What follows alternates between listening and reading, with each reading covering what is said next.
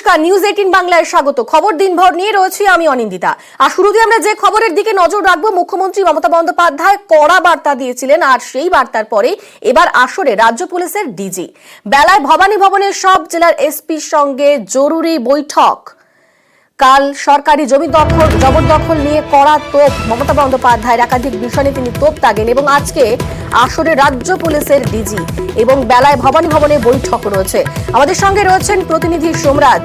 সোমরাজ, কারা কারা থাকবেন এই বৈঠকে, কোন কোন বিষয় নিয়ে আলোচনা হবে?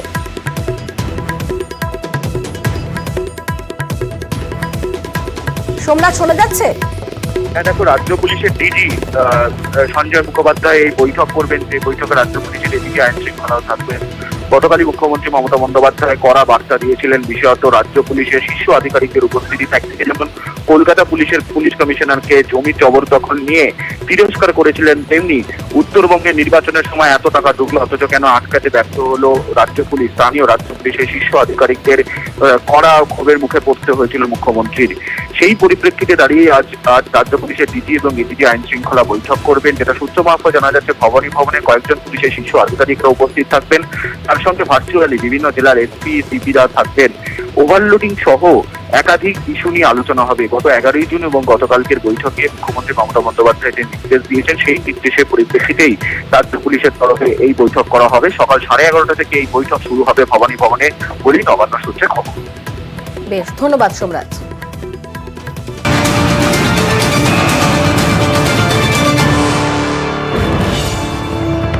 নিয়োগ দুর্নীতির তদন্তেও ফের গতি সিবিআইয়ের। সোমবার থেকে শিক্ষক শিক্ষাকর্মী সহ 37 জনকে তলবের তোড়জোড়। নিয়োগ দুর্নীতি মামলাতে শিক্ষক শিক্ষাকর্মীদের যোগে নজর। আমাদের সঙ্গে রয়েছেন প্রতিনিধি অর্পিতা। অর্পিতা, সিবিআই রাডারে এখন কারা কারা রয়েছেন, কোন কোন বিষয়গুলো খতিয়ে দেখতে চাইছে তদন্তকারীরা, কি খবর পাচ্ছে? সহ মোট 37 জনকে তলব শুরু হচ্ছে নিজাম প্যালেসের। সিবিআই সূত্রে এমনটাই খবর, কারণ কেন্দ্রীয় এজেন্সি সূত্র থেকে খবর যে অযোগ্য যারা চাকরি প্রার্থী তাদেরকে জিজ্ঞাসা করে এই 37 জনের নাম পাওয়া গেছে। এর মধ্যে 11 জন রয়েছে স্কুলে কর্মরত শিক্ষক এবং 2 জন রয়েছে অশিক্ষক কর্মীর নাম উঠে আসবে। নিয়োগ দুর্নীতিতে তাহলে কি শিক্ষক এবং অশিক্ষক কর্মীদেরও যোগ রয়েছে? রাজ্য জুড়ে যে নিয়োগ দুর্নীতিতে কি এবার শিক্ষকদেরও কি র্যাকেট চলতো, এমনটাই কিন্তু প্রশ্ন উঠছে। কারণ অযোগ্য চাকরি প্রার্থীদের সিবিআই জিজ্ঞাসাবাদে যে বয়ান রেকর্ড করেছে, সেখানে শিক্ষক এবং অশিক্ষক কর্মীদের নাম উঠে এসেছে। অযোগ্যদের বেআইনিভাবে চাকরি পাইয়ে দেওয়ায় কি ভূমিকা ছিল শিক্ষক এবং অশিক্ষক কর্মীদের? সরাসরি টাকার লেনদেনেও কি যুক্ত ছিলেন তারা? সেই সব প্রশ্নের উত্তরই কিন্তু খুঁজছেন কেন্দ্রীয় তদন্তকারী সংস্থারা। সিবিআই সূত্র থেকে খবর, সোমবার থেকে শিক্ষক এবং অশিক্ষক কর্মী সহ মোট 37 জনকে তলব করা হয়েছে, এমনটাই কিন্তু সিবিআই সূত্র থেকে খবর।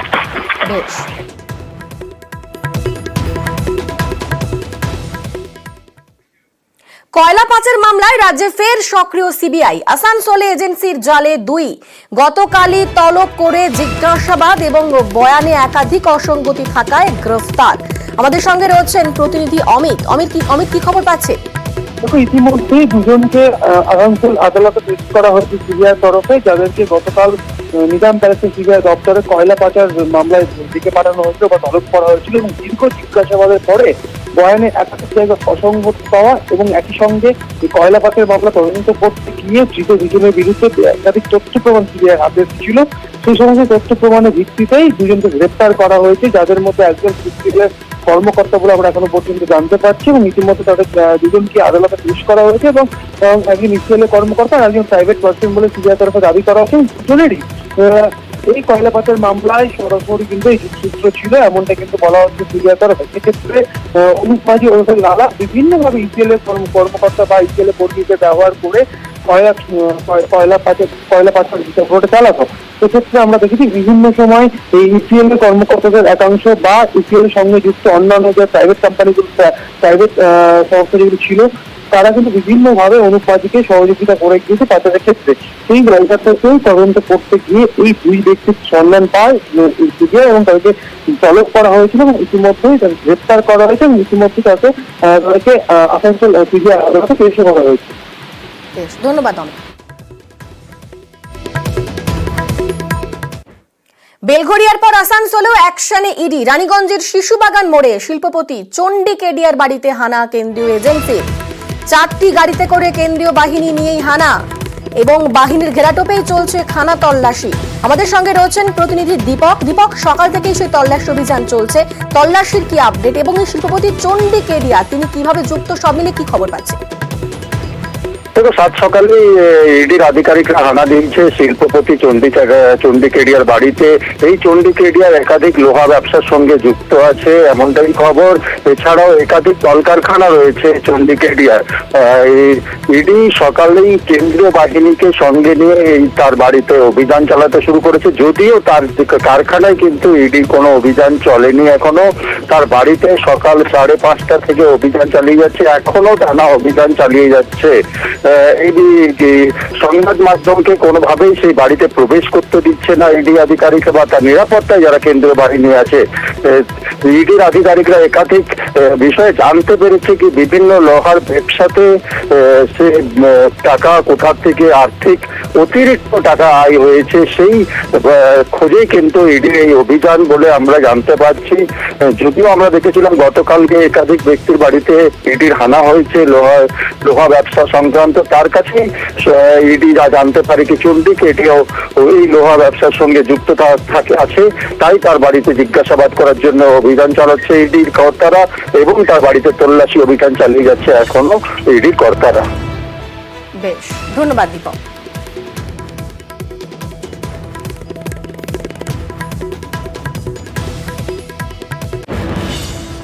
ভিন রাজ্যে সাইবার প্রতারণা মামলায় ম্যারাথন অভিযানে ইডি টানা 24 ঘন্টা জিজ্ঞাসাবাদের পর আটক বেলঘরিয়ার সফটওয়্যার ইঞ্জিনিয়ার। বৃহস্পতিবার সকালে দেশপ্রিয় নগরে রমেশ প্রসাদের ফ্ল্যাটে এনফোর্সমেন্টের অফিসাররা। কলকাতায় বসেই দিল্লির সাইবার প্রতারণার ছক বলে অনুমান কেন্দ্রীয় এজেন্সির। যোগ মিলেছে পাটনাতেও। ফ্ল্যাটের দরজা জানলা বন্ধ করেই সপরিবারে জিজ্ঞাসাবাদ। বিহার যোগে স্পষ্ট ক্লু পেতে গভীর রাতেই ফ্ল্যাটে পাটনার এক অফিসারও এবং সেখান থেকেই ল্যাপটপ, ফোন সহ রাশি রাশি নথি বাজেয়াপ্ত।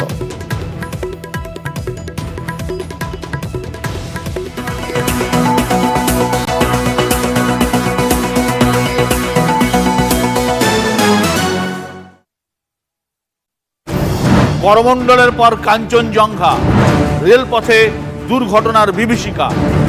বাড়ছে গতি, ছুটছে ভারত। সুরক্ষা পরিষেবায় কি হচ্ছে আপোষ? অবহেলা নাকি টাকার অভাব? কোন ট্র্যাকে রেলের ভবিষ্যৎ? বিশ্ব মজুমদারের সঙ্গে দেখুন সোজা সাপ্তাহ, আজ রাত 8টা। রাঙাপানিতে কাঞ্চনজঙ্ঘা এক্সপ্রেসের দুর্ঘটনার তদন্ত। সকাল থেকে ইঞ্জিন পরীক্ষায় রেলের তদন্তকারী দল। লেভেল ক্রসিং থেকে বাঁক পর্যন্ত সরেজমিনে সিসিআরএস টিম। আজ কথা মালগাড়ির জখম সহকারী চালকের সঙ্গেও। রাঙাপানিতে কাঞ্চনজঙ্ঘা এক্সপ্রেসের দুর্ঘটনার তদন্ত। সকাল থেকে ইঞ্জিন পরীক্ষায় রেলের তদন্তকারী দল। লেভেল ক্রসিং থেকে বাঁক পর্যন্ত সরেজমিনে সিসিআরএস টিম। আজ কথা মালগাড়ির জখম সহকারী চালকের সঙ্গেও।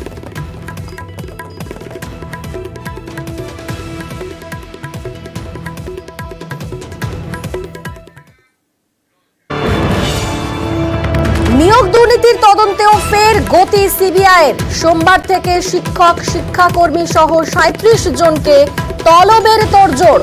নিয়োগ দুর্নীতি মামলাতে শিক্ষক, শিক্ষাকর্মীদের যোগে নজর। আমাদের সঙ্গে রয়েছেন প্রতিনিধি অর্পিতা। অর্পিতা, সিবিআই রাডারে এখন কারা কারা রয়েছেন, কোন কোন বিষয়গুলো খতিয়ে দেখতে চাইছে তদন্তকারীরা, কি খবর পাচ্ছে? সহ মোট 37 জনকে তলব শুরু হচ্ছে নিজাম প্যালেসের। সিবিআই সূত্রে এমনটাই খবর, কারণ কেন্দ্রীয় এজেন্সি সূত্র থেকে খবর যে অযোগ্য যারা চাকরি প্রার্থী তাদেরকে জিজ্ঞাসা করে এই 37 জনের নাম পাওয়া গেছে। এর মধ্যে 11 জন রয়েছে স্কুলে কর্মরত শিক্ষক এবং 2 জন রয়েছে অশিক্ষক কর্মীর নাম উঠে আসছে। নিয়োগ দুর্নীতিতে তাহলে কি শিক্ষক এবং অশিক্ষক কর্মীদেরও যোগ রয়েছে? রাজ্য জুড়ে যে নিয়োগ দুর্নীতিতে কি এবার শিক্ষকদেরও কি র্যাকেট চলতো? এমনটাই কিন্তু প্রশ্ন উঠছে, কারণ অযোগ্য চাকরি চাকরি প্রার্থীদের সিবিআই জিজ্ঞাসাবাদে যে বয়ান রেকর্ড করেছে সেখানে শিক্ষক এবং অশিক্ষক কর্মীদের নাম উঠে এসেছে। অযোগ্যদের বেআইনিভাবে চাকরি পাইয়ে দেওয়ায় কি ভূমিকা ছিল শিক্ষক এবং অশিক্ষক কর্মীদের, সরাসরি টাকার লেনদেনেও কি যুক্ত ছিলেন তারা, সেই সব প্রশ্নের উত্তরই কিন্তু খুঁজছেন কেন্দ্রীয় তদন্তকারী সংস্থারা। সিবিআই সূত্র থেকে খবর, সোমবার থেকে শিক্ষক এবং অশিক্ষক কর্মী সহ মোট 37 জনকে তলব করা হয়েছে, এমনটাই কিন্তু সিবিআই সূত্র থেকে খবর। বেশ।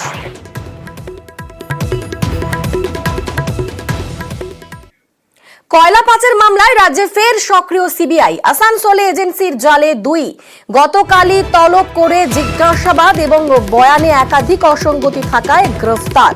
আমাদের সঙ্গে রয়েছেন প্রতিনিধি অমিত, কি খবর পাচ্ছে?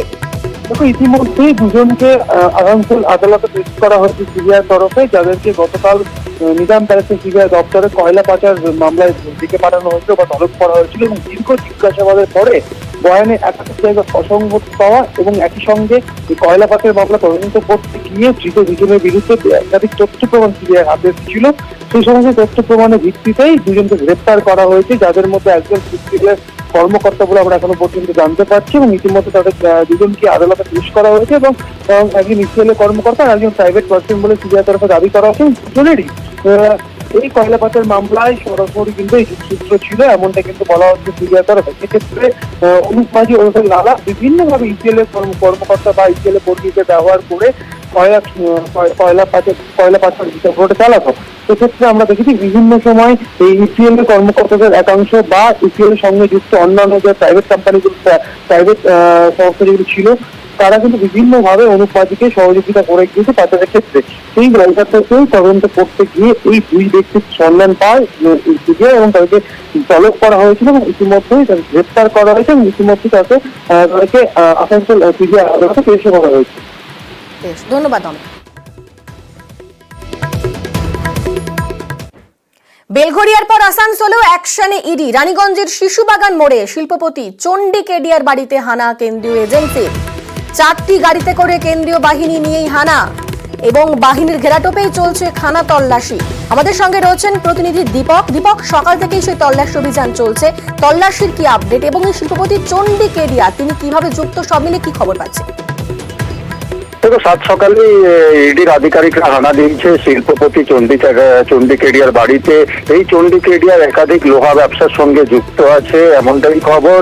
এছাড়াও একাধিক কলকারখানা রয়েছে চণ্ডী কেডিয়ার।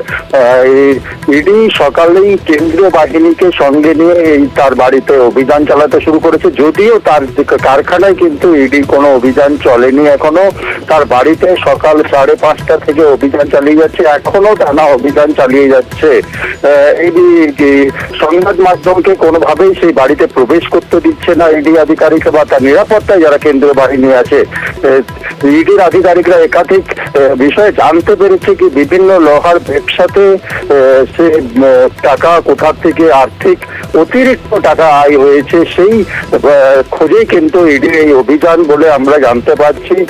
যদিও আমরা দেখেছিলাম গতকালকে একাধিক ব্যক্তির বাড়িতে ইডির হানা হয়েছে লোহা ব্যবসা সংক্রান্ত। তার কাছে ইডি যা জানতে পারে কি চণ্ডী কেডিয়াও ওই লোহা ব্যবসার সঙ্গে যুক্ত আছে, তাই তার বাড়িতে জিজ্ঞাসাবাদ করার জন্য অভিযান চালাচ্ছে ইডির কর্তারা এবং তার বাড়িতে তল্লাশি অভিযান চালিয়ে যাচ্ছে এখনো ইডির কর্তারা। বেশ, ধন্যবাদ দীপক।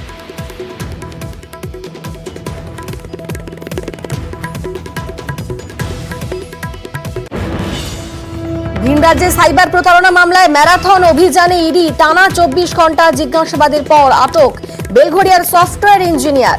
বৃহস্পতিবার সকালে দেশপ্রিয় নগরে রমেশ প্রসাদের ফ্ল্যাটে এনফোর্সমেন্টের অফিসাররা। কলকাতায় বসেই দিল্লির সাইবার প্রতারণার ছক বলে অনুমান কেন্দ্রীয় এজেন্সির। যোগ মিলেছে পাটনাতেও। ফ্ল্যাটের দরজা জানলা বন্ধ করেই সপরিবারে জিজ্ঞাসাবাদ। বিহার যোগে স্পষ্ট ক্লু পেতে গভীর রাতেই ফ্ল্যাটে পাটনার এক অফিসারও এবং সেখান থেকেই ল্যাপটপ, ফোন সহ রাশি নথি বাজেয়াপ্ত।